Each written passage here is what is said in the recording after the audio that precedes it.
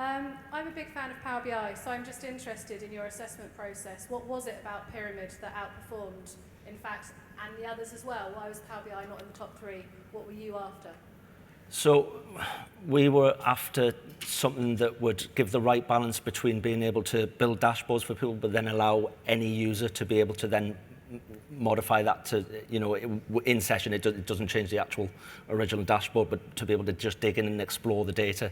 And in a lot of cases, have the ability to just start from a point for them to go wherever they need to be, and kind of make it easier for power users out in the business as well to build things up.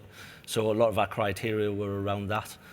One of the things we were advised on Power BI as well was if you're looking at having one single data model that's very big, it can struggle with that.